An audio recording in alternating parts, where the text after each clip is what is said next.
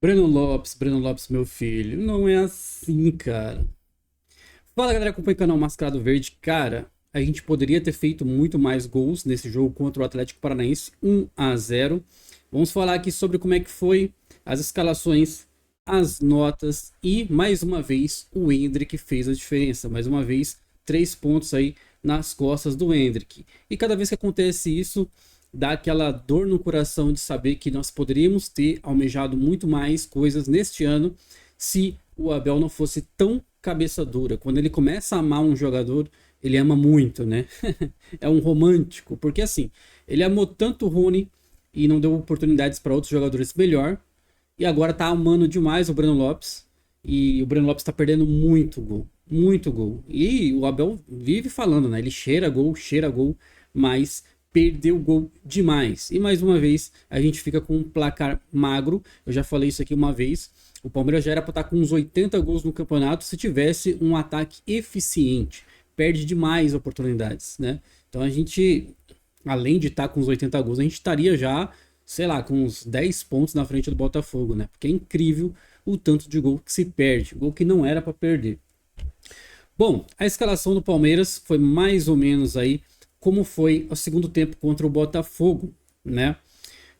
Por quê? Porque a gente teve o Naves e o Luan ali na zaga central, com o Marcos Rocha. Às vezes, quando o Palmeiras estava sem a bola, ele virava um terceiro zagueiro, né? E quando o Palmeiras estava com a bola, ele ia para frente, virava lateral direito, né? E o Mike ia mais para frente. Então, assim, ele teve essa variação, o Palmeiras teve essa variação de tática com a bola e sem a bola. Isso é uma coisa muito difícil para os jogadores assimilarem durante uma partida, né? Você ter dois esquemas táticos, saber como se comportar com a bola, sem a bola, saber compor a hora de subir, a hora de não subir. Então tudo isso é complicado, é complicado. Mas eu vejo que no primeiro tempo, vou até colocar os números do primeiro tempo aqui, o Palmeiras se portou muito bem, perdeu bastante chances de gol, né? Nós tivemos 54% de bola, né? E 10 chutes contra 8. Nós deixamos o Atlético estar muito mais, lembrando que muitos desses chutes que o Atlético deu é por causa dessa variação tática, então você não tinha realmente os três zagueiros, muitas vezes o Marco Rocha se abria mais ali, e é normal, mas pô, 10 chances, 3 chutes no gol, o Palmeiras só fez um, perdeu dois, mas, cara, esses dois que perdeu foi o Breno Lopes, e o Breno Lopes tá perdendo muita chance clara de gol, né? Então esses são os números do primeiro tempo, 10 chutes contra 8, 54% de posse de bola, 3 no alvo, né? 3 chutes no alvo, poucos escanteios o Palmeiras teve, o Palmeiras parou, né? Que se a gente for pegar desde o Campeonato Paulista, até mais para trás, o Palmeiras tinha, cara, era infinitos escanteios. Parece que vivia só de escanteio, né? E por isso que o Gustavo Gomes e o Murilo fazia tantos gols, né? Apesar que hoje a gente estava com o Naves, que jogou bem. A gente tem que ressaltar alguns jogadores que jogaram bem, sim, né? E outros que foram mais ou menos. Agora sim, a proposta do Atlético Paranaense é estranha, porque eu não vi o Atlético Paranaense fazer algum lance de perigo. Então, assim, a meu ver, o Palmeiras ele não sofreu perigo, assim, nossa, mano, agora a vaca vai pro brejo. Não teve nenhum lance assim. Foi um jogo controlado em que o que predominou, ao meu ver, foi a quantidade de erro de passe. Eu nunca vi o Palmeiras errar tanto passe na minha vida. Por isso que a posse de bola no primeiro tempo foi tão equilibrada. Porque não conseguia ficar muito com a bola. Ia tentar construir uma coisa, errava um passe. Errava e muito erro. Então, muito erro mesmo.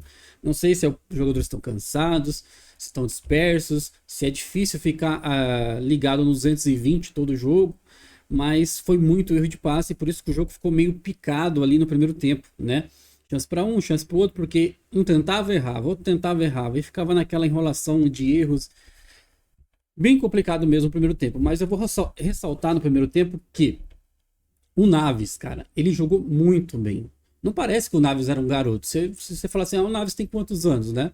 Deixa eu até clicar nele aqui para ver se aparece alguma coisa pessoal dele. Só vai aparecer os números do jogo, né? Eu acho que não vai aparecer nada pessoal dele aqui.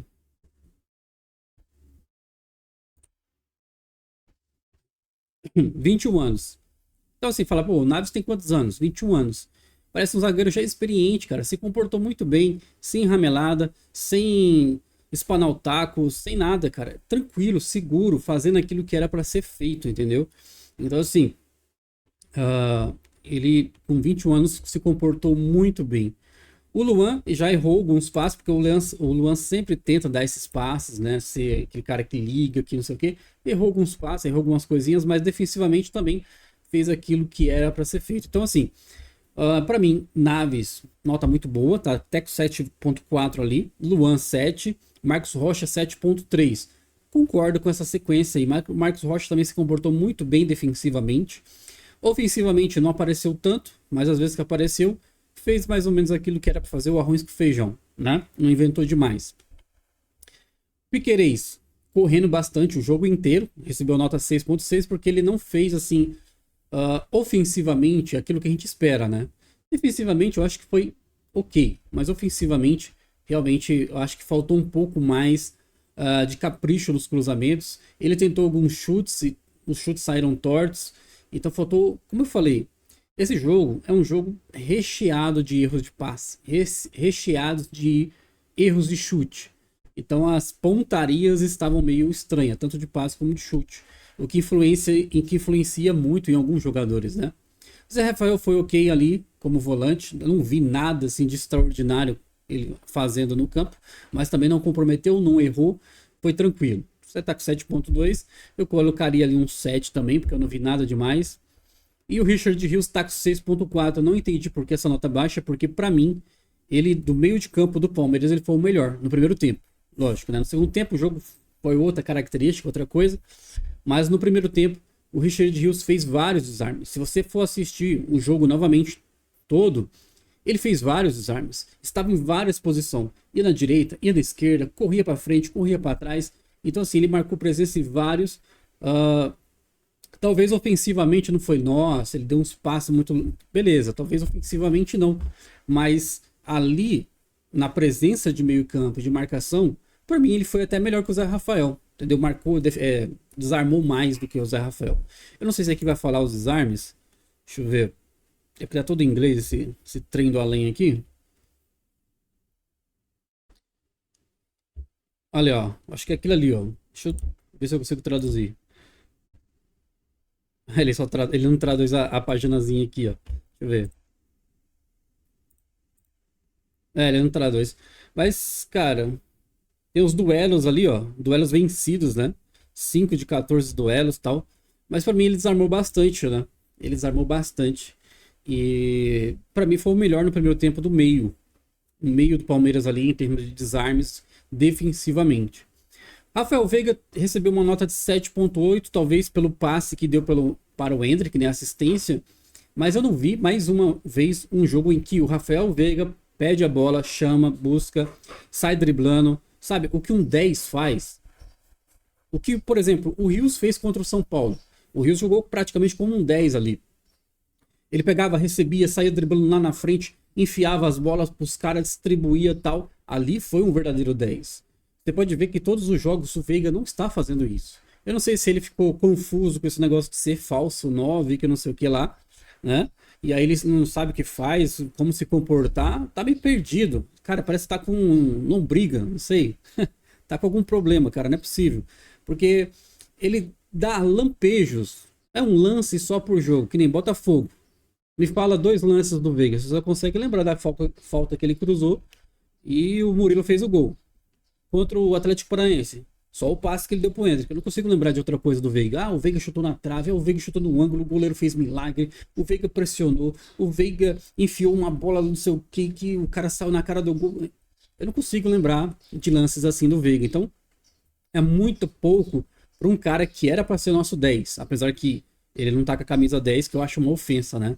Você dá 10 pro Rony, eu acho um crime. Alguém teria que pagar caro por isso, porque é uma ofensa gigantesca. É a mesma coisa que é mais ofensa do que a Leila falou na entrevista dela. Entendeu? A Leila ofendeu o Palmeiras, que não sei o quê. Não. Pra mim, a maior ofensa de todas é você pegar a 10 e dar pro Rony. Isso pra mim é você chamar todo mundo de burro, falar, ó, esse cara aqui é nosso craque, sendo que o cara é um jogador de série C, né? Bom, Rafael Veiga foi mais ou menos isso pra mim. E aí nós temos Breno Lopes e o Endrick. O Breno Lopes, cara, ele corre, puxa o jogo pela esquerda. O Abel gosta de jogadores caindo pelos cantos, né? Para abrir jogadas. Mas depende muito do esquema tático que você tá. Não é muito promissor, vamos dizer assim, você ter certos jogadores caindo pelos lados. Por exemplo, quando no segundo tempo entrou o Flaco Lopes no lugar do Endrick, né? E o Kevin no lugar do Breno Lopes, o que aconteceu? Várias e várias vezes o, o, o Flaco caía pela direita para fazer função de ponta. Não era para ele fazer isso. É para ele estar lá no centro, para alguém fazer a função de ponta e jogar a bola para ele lá. É isso que deve ser feito. Você quer que o Flaco seja ponta, você quer que o Flaco seja meia, seja 10. Você quer que o Flaco seja tudo menos aquilo que ele é. E é estranho isso, porque você acaba queimando o jogador. Quando você teve um contra-ataque que o Flaco puxou e ele perdeu a bola com vários jogadores passando, não é dele de puxar contra-ataque. Ele tem que receber a bola lá na frente, a bola final, não ele puxar para distribuir. Entende? Então, assim, algumas funções, ao meu ver, estão trocadas. Estão trocadas. Não é bem assim. Você está queimando os jogadores com essas questões, entende? Agora, Breno Lopes caindo pela esquerda, beleza, ele sabe fazer isso, apesar que ele não dribla. Você pode ver. Ele às vezes só vai na correria. Ele joga, corre, bate, que nem teve no primeiro lance, acho que foi o primeiro tempo. Ele recebeu uma bola ali, puxou para a esquerda. Não foi um drible, ele jogou para a esquerda, o zagueiro estava juntinho com ele, ele bateu de qualquer jeito, né? Então assim, fazer de qualquer jeito não é drible, não é eficiência, não, então tá errado, tem algumas coisas erradas. O Endrick caindo pela direita joga bem, ele tem velocidade, ele tem visão de drible, joga, ele sabe, tal, freia. Então você vê que ele tem uma habilidade melhor para drible do que Breno Lopes, do que, né, outros jogadores aí. Então cada jogador ele tem uma característica e você tem que saber usar da melhor maneira possível essa característica. E eu vejo que alguns jogadores ofensivamente do Palmeiras eles não estão sendo aproveitados da melhor maneira possível ou não estão sendo treinados da melhor maneira possível. Por exemplo, o Breno Lopes. O Breno Lopes é um cara que mais perde gols. O Abel falou na entrevista passada com... Não, acho que foi contra... Acho que foi... Não sei se foi contra o Botafogo, foi contra o Bahia. Foi contra o Bahia. Ele falou o seguinte: se você tacar a bola e tem um companheiro melhor colocado, você tem que passar a bola. Cara, isso foi indireta para a galera da frente. Breno Lopes, principalmente, entendeu? Muito fominha e erra 90% das vezes que tenta dar um chute no gol. Entende? Então, assim, quantas e quantas vezes o Breno Lopes, em vez de fazer algo mais fácil, vamos dizer assim, ele abaixa a cabeça, é aqueles clássicos jogador que abaixa a cabeça e chuta a bunda de vaca, né? É o clássico. Então, assim, falta mais inteligência, falta mais habilidade. A gente critica o Rony, mas aí entra o Breno Lopes e faz a mesma coisa que o Rony. Qual que foi a diferença do Breno Lopes neste jogo contra o Atlético Paranaense do que o Rony vinha fazendo? Nada. Eu não vi diferença nenhuma. E olha que o Rony ainda corre mais para trás, perturba mais os zagueiros na velocidade. Então, assim, se for para ter o Breno Lopes abaixando a cabeça, chutando bunda de vaca, não dá, não tem condição. Coloca o Kevin, então, pelo menos o Kevin ele tem mais habilidade de drible do que o Breno Lopes. Ah, o menino é novo, não interessa. O Endrick também não é novo e não tá levando o time nas costas. Então, assim, tá errado. Para mim, falta um parceiro bom para o Endrick. O Endrick tá fazendo milagre ali. Porque falta um atacante bom do lado do Endrick. Tenta o Kevin mais, força mais, coloca o menino aí. Apesar que o próximo jogo é contra o Flamengo talvez ele sinta, né? Mas tem que dar mais chance, tem que dar mais minutagem para essa galera. O Flaco, coloca mais o Flaco, mas coloca ele para fazer uma função mais de atacante, mais de pivô, mais de... O Flaco é inteligente, ele sabe girar, ele sabe segurar, né? Ele é muito melhor em fazer pivô do que Breno Lopes e do que Rony. Então tem que saber usar. Ah, mas o esquema tático do Palmeiras não é para ter um jogador assim de fazer pivô, um centroavantão. Pô, então, cara, você vai colocar um cara para fazer o que ele não sabe fazer, vai queimar o cara. Faz uma adaptação no segundo tempo. Ele não entrou no lugar do Endrick? Coloca ele mais enfiado, puxa o Mike mais pela direita, o Mike tava lá, né? Acho que nem o Mike, deixa eu ver aqui se o Mike saiu. Ó, Kevin no lugar do Bruno Lopes. Ó, Naves e V. O Mike não saiu, entende? Então, puxa o Mike mais para a ponta, fala, Mike, avança, nós estamos com o Marco Rocha aqui, né? O Atlético Paranaense não ofereceu tanto perigo assim para você se fechar tanto no segundo tempo. Então, dava para fazer um esquema ali para que o Lopes poderia receber mais bolas no centro, né? Então, tudo tem um jeito.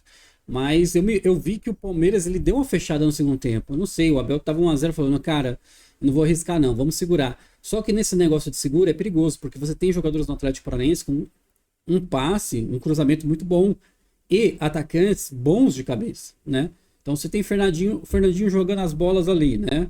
Ou você tem o Canóbio, você tem ali jogadores bons, Vitor Bueno caindo pelos lados. E na frente você tem o o Pablo saiu para a entrada de quem mesmo? Deixa eu ver aqui. Ele saiu machucado no primeiro tempo.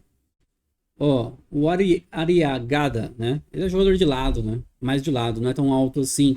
Mas tem aquele loirinho que eu esqueci o nome. Eu acho que é o. Se eu não me engano, é o Canóbio, né? Deixa eu ver. É esse aqui mesmo, cara. E ele tava caindo muitas vezes. Ele tá aqui na formação aqui de ladinho, mas ele tava caindo muitas vezes lá dentro da área, cara. Entendeu? Quem assistiu o jogo viu, ele tava caindo muitas vezes dentro da área ali. É um jogador perigoso, inteligente. Esse Canóbio aqui, realmente, o cara é complicado, entendeu? Então, assim, eu não tava oferecendo tanto perigo assim. Ele se fechou demais, o Abel, no segundo tempo. Ele tirou já nos 61 minutos do segundo tempo. Ele tirou o Rios, que fazia. Ele ia mais para frente, e colocou o Fabinho para ficar mais. O Fabinho fica mais, né? Para fechar segurar mais, ser como se fosse 2 5, né? O Zé Rafael ali mais para trás, Richard Rios, segurar mais, né? Então eu achei que o Palmeiras deu uma segurada a mais no segundo tempo, perdeu outras chances no segundo tempo na cara do gol, não pode perder, né? Porque se você faz 2, fica muito mais tranquilo, e com 2 você pode testar mais jogadores, colocar a molecada. Cadê o Luiz Guilherme que nunca entra em lugar nenhum? O Luiz Guilherme nos últimos jogos praticamente não está entrando. O Abel, ele está fazendo a mesma coisa que fez com o Giovani. A mesma coisa que ele está fazendo com o Luiz Guilherme, ele fez com o Giovani. Eu não sei o que acontece, mas parece que ele não gosta de pontas direita, jovens, né? Se é ponta direita jovem, fica no banco, né? Não sei o que acontece. Será que o Luiz Guilherme não parece ser um cara com baladeiro, com indisciplina? Não me parece o Luiz Guilherme ser desse tipo.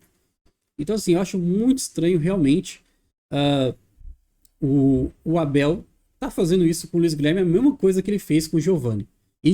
Os dois são maravilhosos, né? O Giovani já foi embora, né?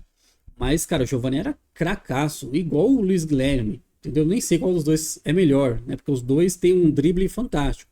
Apesar que o Luiz Guilherme ele cai mais pelo meio, muitas vezes batendo. O Giovani raramente vinha para o meio batendo, né? Muitas vezes ele focava muito na direita, driblava ali, entrava lá pela linha de fundo, lá quase no final e tal.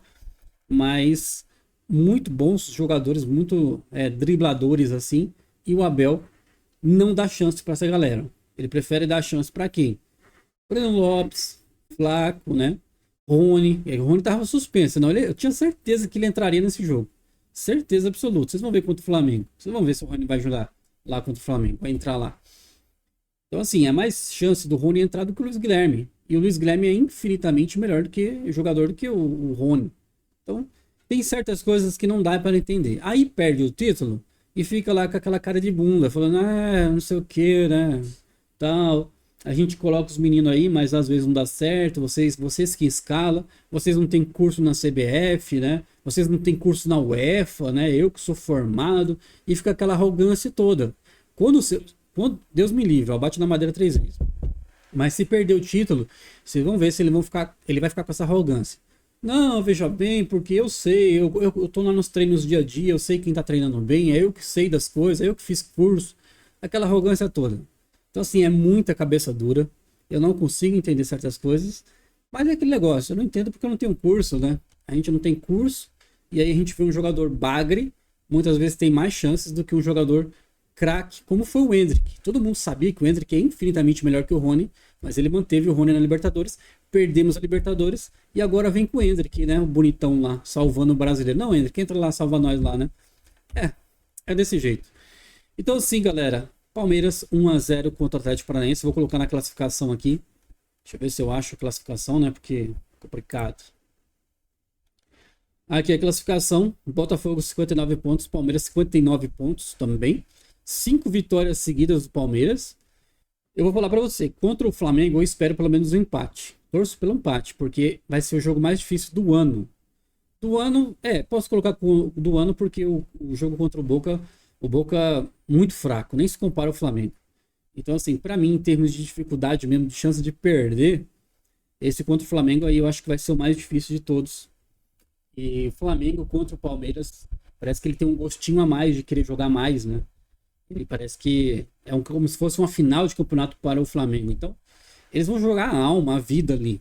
E aí, eu acho que um empate seria muito bom pra gente. A gente iria para 60 pontos, torcer pro Vasco ganhar do Botafogo, né? Aí, que fica ainda um ponto de diferença, um jogo de diferença, né? Ele perdendo pro Vasco. E talvez um jogo de diferença só, né? Então, tem que torcer para. Eu acho que seria bom. Não sei o que vocês acham, mas eu acho que seria muito bom. Aí, pelo menos, um empate contra o Flamengo. Eu tinha colocado nos meus cálculos, eram 5 vitórias dos jogos que faltavam e 2 empates. Um contra o Flamengo e um contra o Fortaleza. Então, né? Era mais. Eu acho que dos 7 jogos que faltavam, né? Contando com esse de ontem. Era 7 jogos. 5 vitórias e 2 empates. Eu acho que com essa sequência, a gente seria campeão, né? 5 vitórias e 2 empates. Esses 2 empates contra Flamengo e Fortaleza. Tomara que isso se concretize, tomara que o Botafogo realmente, que vem aí mal das pernas, perca pro Vasco. E ele tem um jogo a menos com o Fortaleza. O Fortaleza também precisa de pontuação, né? O Fortaleza está com 42 pontos.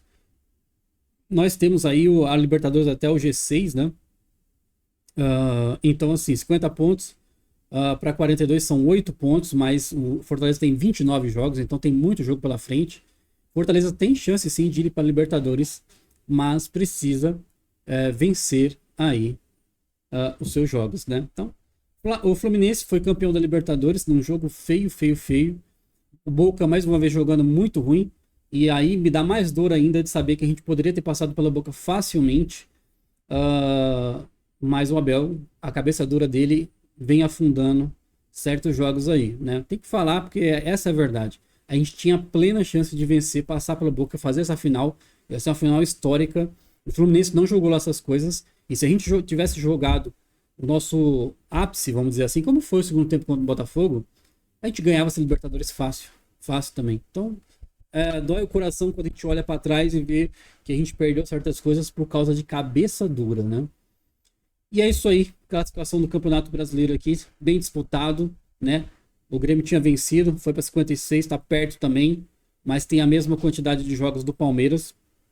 Então depende da gente, pelo menos se manter em segundo, mas eu acho que dá para buscar o título se a gente... Cara, é o que eu falei, tem que jogar sério, tem que parar de errar gol, tem que saber a hora de... Que nem contra o Flamengo, não se pode lançar. O empate é maravilhoso para mim, ao meu ver, contra o Flamengo. O empate é fantástico. Então tem que ser inteligente, tem que ser na raça, tem que ser com a vontade. Que aí dá muito bem pra gente ganhar. E esse título aqui seria histórico, né? Porque o Botafogo tava 200 milhões de pontos na frente. E a gente veio remando. E se a gente ganhar, é histórico. É um campeonato que vale por uns 3, né? Campeonato brasileiro. Mais ou menos aí. Então, é isso aí, galera. Deixa nos comentários o que vocês acharam sobre esse jogo. Palmeiras e Atlético Paranaense. Pra mim, se resume a 2 coisas. Muito passe errado e muita chance perdida. Porque perigos a gente não sofreu tantos. Então, pra mim, isso aí resume só essas 2 coisas. E uma pergunta. O que está acontecendo com o Luiz Guilherme? É a pergunta que, nas entrevistas, todo mundo tinha que vir 3 repórteres e perguntar. O que está acontecendo com o Luiz Guilherme? Está com disciplina, não sei o quê. E o Luiz Guilherme está doente? Está quebrado? O Luiz Guilherme não está focado? Está com problemas mentais, sei lá. Sabe?